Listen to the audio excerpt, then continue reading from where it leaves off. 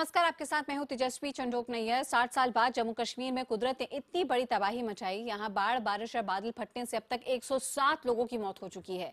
राहत की बात अब तक यही है कि फिलहाल पिछले 14 घंटे से बारिश थमी हुई है। हालांकि अभी राज्य की सभी नदियां उफान पर हैं। झेलम का जलस्तर 12 फीट तक पहुंच गया है। साउथ कश्मीर के संगम इलाके में भी पानी का स्तर बढ़ गया है। कुसराज बाग, जवाहर नगर, नतीपुरा, छानपुरा, पीरबाग, सोनवार, पटवारा, हरि सिंह हाई स्ट्रीट जैसे इलाकों में पानी भरा हुआ है। यहाँ के इकलौते महिला अस्पताल ललदेत में एक फ्लोर तक पानी घुस आया है। मॉडल अस्पताल में भी पानी घुस आया है। लाल चौक की सड़कों पर भी पानी भरा हुआ है। सिविल सेक्रेटरीट के परिसर में भी पानी घुस गया है। पहाड़ी नालों से आने वाले बहाव के कारण झेलम का स्तर बढ़ता जा रहा है, जिस कारण अभी भी खतरा कम नहीं है। सेना के मुताबिक अब तक अलग अलग इलाकों में 8000 लोगों को बचाया गया है, जबकि 2000 लोगों की रहने खाने की व्यवस्था की गई है। मौसम विभाग का कहना है कि अगले कुछ दिनों में बारिश में कमी आने की संभावना है। राज्य के पर्यटन मंत्री भी अनंतनाग में अपने घर में 3 दिन से फंसे हुए हैं। आज प्रधानमंत्री नरेंद्र मोदी जम्मू कश्मीर के दौरे पर जाएंगे और हालात का जायजा लेंगे।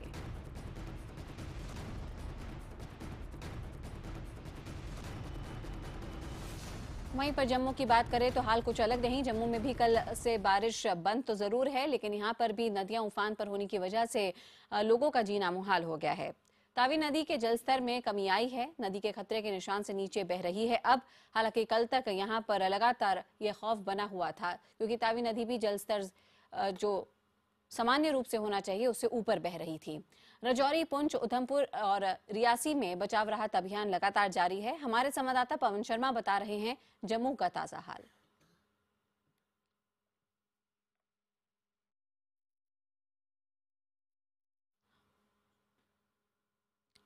चलिए, तो पवन से हम लगातार वहां का तमाम अपडेट भी लेते रहेंगे। जम्मू से हमारे साथ है पवन शर्मा और श्रीनगर के लाल चौक में मौजूद हैं अमित चौधरी। पवन, पहले आप पे आना चाहेंगे और जानना चाहेंगे कि कुछ स्थिति आपको सामान्य होती दिख रही है जहां तक मौसम की बात है। घंटे से बारिश नहीं हुई है, धूप निकल आई है। जम्मू में खास करके यहाँ पर लोगों को राहत मिल रही है, क्योंकि लगातार बारिश के चलते काफ़ी परेशानियां लोगों को हो रही थी। तभी का जलस्तर कम हो चुका है और दरिया चनाब में जलस्तर अभी भी खतरे के निशान से ऊपर है और वहाँ पर सेना का रेस्क्यू ऑपरेशन चल रहा है। इस वक्त सबसे बड़ी मुश्किल, सबसे बड़ी समस्या क्या है यहाँ पे रेस्क्यू ऑपरेशन की अगर बात की जाए पवन? देखिए, दरिया चनाब के साथ जो सीमावर्ती काफ़ी गांव जो है वहां पर वो पानी की चपेट में है। पहाड़ी इलाकों में लैंडस्लाइड बहुत ज़्यादा हुआ है, वहां पर रेस्क्यू ऑपरेशन चल रहा है। दरिया चनाब के किनारे जो गांव है वहां से लोगों को इवैक्यूएट किया जा रहा है।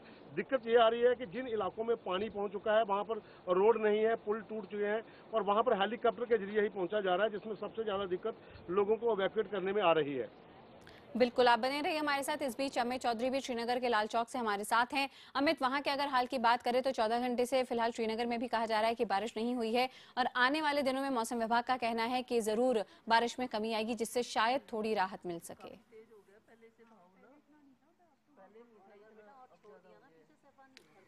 बेशक बारिश नहीं हुई है, लेकिन जिस जगह पर मैं खड़ा हूँ ये बिल्कुल सेंट्रल पॉइंट है। लाल चौक इलाका जो सबसे पॉश इलाका माना जाता है श्रीनगर का, और एक होटल के बाहर हूँ मैं। ये आप देख सकते हैं, इसके बिल्कुल ठीक पीछे झेलम नदी बहती है और वहां से किनारा तोड़कर जो है पानी अंदर आना शुरू हो गया है। और रात को अचानक इस होटल में, यहाँ पर मेरे साथ कुछ लोग हैं जो यहाँ पर ठहरे हुए थे इस होटल में, अचानक यहाँ पर जो है अलर्ट साउंड किया गया और सब लोगों को इस होटल को खाली करने को कहा गया। सर, आप बताएंगे क्या हुआ रात को? रात को 1 बजे अलर्ट हुआ था और हम लोग सभी यहाँ से निकले हैं और बाहर एक बिल्डिंग में हम लोगों ने रात गुजारी है। अभी सुबह हम लोग दोबारा यहाँ आए हैं और यहाँ टैक्सी का हम इंतजार कर रहे हैं। उसके बाद हम लोग एयरपोर्ट के आसपास किसी होटल में आ जाएंगे, हमारी फ्लाइट कल की। आप बताएंगे कि आप कहाँ से आए थे, क्या आपके साथ? रोहिणी से आए हैं हम और दिल्ली से आगे बता नहीं सकते क्या? नहीं बता सकते। ये आप हालत समझ सकते हैं। आप बताएंगे कि कितना रात को आपको कितना डर लगा जब पानी आने? बहुत ज्यादा। हम सो रहे थे उस वक्त जब हमारे पास फोन आया, सारे के सारे सो रहे थे। फोन आया कि फटाफट से नीचे आ जाओ, ऐसे ऐसे पैकअप कर लो, शिफ्ट करना है, मतलब होटल में पानी भर सकता है।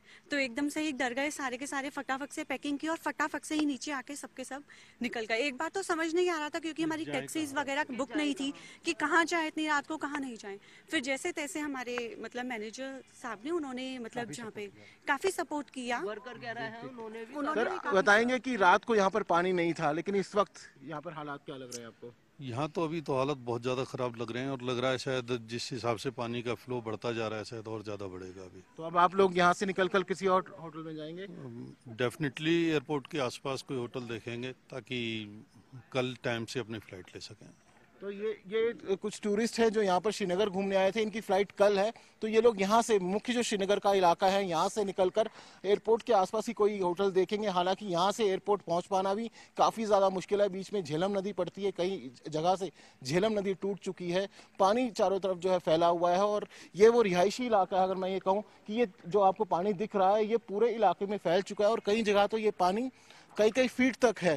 तो इसीलिए इस पूरे होटल को, ये आप मैं पूरा होटल दिखाऊंगा, इस पूरे होटल को फिलहाल खाली करा लिया गया है। जितने भी यहाँ पर टूरिस्ट हैं उन सबको रात को ही निकाल लिया गया। जो इक्का दुक्का अब बचे हैं वो लोग, उन लोगों को किसी दूसरी इमारत में रखा गया था। ये लोग अपना सामान लेने आए हैं वापस और सामान लेकर अब ये लोग किसी और होटल में जाएंगे। इस तरीके की यहाँ पर काफ़ी ज़्यादा अफरा तफरी है। रिहायशी इलाके जितने भी हैं, यहाँ पर मार्केट है वो उसको खाली करा लिया गया है। वो लोग रात को 2 बजे सब लोग निकले हैं। हम लोग भी इसी होटल में ठहरे थे, हमें भी जब अलर्ट किया गया हम लोग भी रात को 2 बजे यहाँ से निकलकर किसी दूसरे इलाके में गए और वहाँ से अब यहाँ पर वापस लौटे हैं।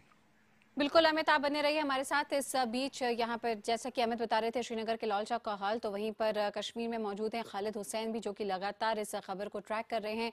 खालिद, यहाँ पे हमने देखा कि कल गृह मंत्री राजनाथ सिंह ने दौरा किया, उसके बाद राज्य सरकार की मांग है कि उसे कम से कम 25,000 टेंटों की जरूरत है, 40,000 ब्लैंकेट चाहिए। ऐसी तमाम मांगे हैं जहाँ पर राज्य सरकार फिलहाल विफल हो रही है लोगों तक पहुँचने के लिए। स्थानीय लोगों की बात करें तो उनके लिए इस वक्त सबसे ज्यादा जरूरी क्या, और राज्य सरकार के इंतजामात की क्या हालत और तस्वीर? देखिए, सबसे जो प्रायोरिटी है इस टाइम वो रेस्क्यू है, क्योंकि जिस हिसाब से अगर आप मेरे पीछे देखें, ये हरी सिंह हाई स्ट्रीट है, सबसे पॉश मार्केट कश्मीर का। इस वक्त जहलम हम कह सकते हैं कि यहाँ से बह रहा है। ये गलत नहीं होगा ये कहना कि अगर हम कहें कि जहलम हरी सिंह हाई स्ट्रीट के होते हुए बह रहा है और ये पानी सीधा सिविल सेक्रेटरीट में जाता है, यहाँ का हाई कोर्ट है वहाँ जाता है। कई दर्जनों इलाके हैं जो गई रात पानी में डूब गए हैं, जिसमें श्रीनगर के अंदर भी पानी आया। सुतरा शाही जो है वो इलाका पानी में गया है, शहीदगंज गया है, कुरसू राजबाग गया है, जवाहर नगर गया, नटीपोरा गया, छानापोरा गया। दर्जनों इलाके हैं जहां पानी गया है और वहां लोग फंसे हुए हैं। सबसे जो प्रायोरिटी है वो रिहेबिलिटेशन विल फॉलो, लेकिन पहले सबसे जो प्रायोरिटी है वो रेस्क्यू। हमारे साथ स्थानीय लोग हैं, इनसे बात करते हैं। आपका नाम? जी, शेख एजाज। एजाज साहब, क्या दिक्कत है और क्या चाहते हैं आप, कितनी मुश्किल है? सर, कल रात से हम देख रहे हैं दिन ब दिन बहुत हालात ख़राब होती जा रही है। मुझे नहीं लगता है कि कोई गवर्नमेंट का ऑफिशियल नज़र आ रहा कहीं पे। मैं कल से पूरी रात से इस चक्कर में पड़ा हुआ हूं कि क्या कहीं से कोई हेल्प पहुंचे। अगर आप देखेंगे तो आपको पता चल जाएगा कि इस हालत को देखते हुए, और आप छानपोरा देखो, नटीपोरा देखो, वहाँ कल 150 बच्चे अभी तक दारुल में पड़े हुए हैं। कल रात से मैं एसएसपी सारे लोगों से बात कर रहा हूँ, अभी मदद होगी, लेकिन अभी तक कोई मदद नहीं आई। अभी हाल ही में उनसे बात कर रहा हूँ, 2 फुट का पानी बाकी रह गया है और 150 बच्चे वहाँ पड़े हुए हैं। रात कैसे गुजारी आप? पूरी रात में जागता रहा और फोन पे ही बात करता रहा, क्योंकि हम उस एरिया में जा नहीं पाए। हमने बहुत कोशिश की कि हम उस एरिया तक पहुँच जाए, लेकिन हम फिर रात में वापस, हम तकरीबन 6-7 बजे वापस घर पहुँच गए और सुबह में निकला हूँ। और सुबह से लेके कोशिश ये हो रही है कि लोग, असल में मैं अब स्थानीय लोगों से अपील कर रहा हूँ कि जिनके पास जो भी पॉसिबिलिटी हो, बोट हो, कुछ हो, वो सामने आ जाएं, क्योंकि गवर्नमेंट के पास मेरे ख्याल में इतने रिसोर्सेज भी नहीं है, and they are not prepared for it. So better you come out, जितने भी लोग हैं मेहरबानी करके निकले घरों से और कोशिश करें जो भी हेल्प लोगों की कर सके, क्योंकि बहुत सारे बच्चे घर वाले पड़े हुए हैं घरों में। हमसे जो हो सकता है हम करें। जिनके पास बोट्स हैं पर्टिकुलरली वो सामने आ जाए और बोट्स लेके आ जाए, और जिनके पास कुछ खाने वाने की भी चीजें वो भी प्लीज लेके सामने आ जाएं। अब रिहायशी ये जो लोग हैं स्थानीय आम लोगों से अपील कर रहे हैं कि वो सामने आए और मदद करें, क्योंकि प्रशासन भी हाथ खड़ी करती दिख रही है। इतने उफान पे जहलम नदी है। हमारे साथ दूसरे भी है यहाँ। आपका नाम क्या है? जी, अशोक कुमार। अशोक जी, कितनी कठिन रही आपकी गई रात? जी, रात भर हम सोए नहीं है और हम इधर बर्षा फ्लैट में रहते हैं, तो 3-4 दिन से लाइट नहीं आ रहा है, तो हमें बहुत प्रॉब्लम हो रही है। तो हमने पूरी रात भर हम सोए नहीं। पूरी रात श्रीनगर शहर का लगभग कोई आदमी नहीं सोया होगा। रात भर भगदड़ मचती रही, हर कोई जान बचाने के पीछे लगा हुआ है। तमाम करोड़ों की जायदाद जो है छोड़ के इस वक्त कश्मीर का जो नागरिक है वो जान बचाना चाहता है, कहीं सुरक्षित जगह पे जाना चाहता है। ये हालत श्रीनगर के लाल चौक की है। यहाँ जहलम नदी जो है रास्तों पे आ गई है, यहाँ नाव चल सकती है।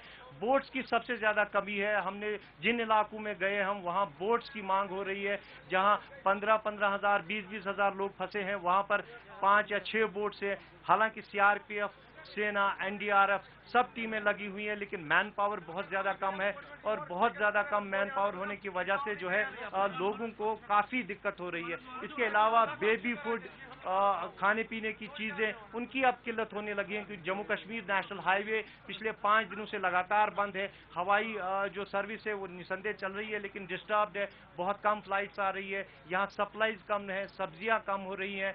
धीरे धीरे जो है अगर यही हालात रहे तो महंगाई मारेगी, और कहीं ना कहीं अगर हम देखें तो बहुत मुश्किल में है इस वक्त कश्मीर का आम आदमी। जी बिल्कुल खालिद। और अमित, क्योंकि आप भी वहां पर मौजूद हैं, आपसे जानना चाहेंगे प्रशासन की तरफ से क्या इस वक्त स्ट्रैटेजी अपनाई जा रही है या कोई स्ट्रैटेजी अपनाई जा भी रही है कि नहीं? क्योंकि मैदानी इलाकों की बात करें, पहाड़ी इलाकों की बात करें, चाहे जम्मू हो या फिर कश्मीर हो, लगातार हर तरफ पानी है। जैसा कि खालिद ने भी बताया, खासकर के आउटस्कर्ट्स पर जो गाँव है वो पूरी तरह से मेन स्ट्रीम से कटे हुए हैं, यहाँ तक कि बीच शहर भी वहां तक सप्लाईज की कमी हो रही है। तो ऐसे में यहाँ पे लोगों को कहाँ पे ले जाया जा रहा है, अगर बचाया भी जाए, या फिर लोगों के लिए क्या दिशा निर्देश ताकि वो कम से कम अपने आप को बचाकर कोई रास्ता खोज सके?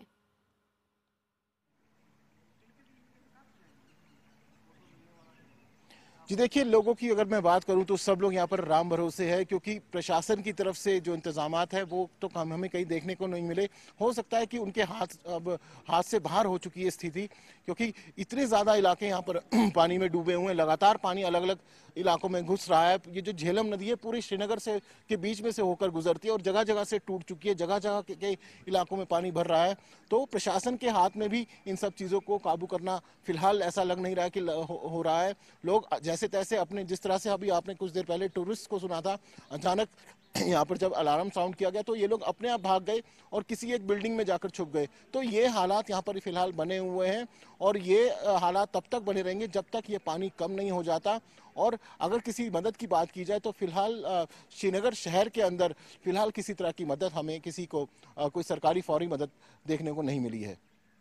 बिल्कुल। और ऐसे में खालिद, आपसे जानना चाहेंगे, कल गृह मंत्री राजनाथ सिंह यहाँ पर आए थे, प्रधानमंत्री भी अब दौरा करने वाले हैं पूरे राज्य का, क्या उम्मीद जताई जा सकती है यहाँ पे, क्योंकि राज्य सरकार ने भी मदद की गुहार लगाई है केंद्र की सरकार से? क्या आपको लगता है इन दौरों से यहाँ कोई मदद या कोई फुर्ती आएगी रेस्क्यू ऑपरेशन में?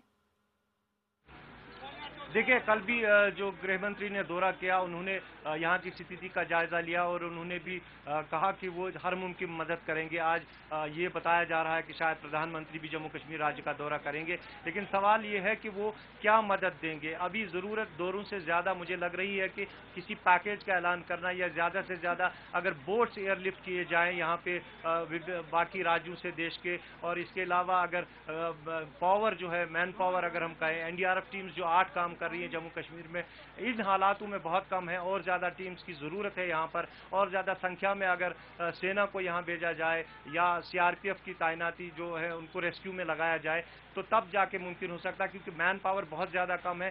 कई 100 लोग फंसे हुए हैं जिनके 2-2 मंजिल तक पानी गया है और बोट्स की किल्लत है। सबसे ज़्यादा दिक्कत जो है बोट्स की किल्लत है, और अगर बोट्स को एयरलिफ्ट किया जाए, जल्द से जल्द यहाँ एयरलिफ्ट किया जाए, और ताकि हम जो जानी नुकसान है उसको कम कर सके। माली नुकसान खैर उसको बचाना मुश्किल है, क्योंकि वो करोड़ों में ने उसको तो गिनती ही नहीं की जा सकती कि कितना नुकसान है, लेकिन जानी नुकसान को बचाने के लिए रेस्क्यू को बहुत प्रायोरिटी पे लेना होगा सरकार को, चाहे स्टेट सरकार हो या फिर केंद्र सरकार हो।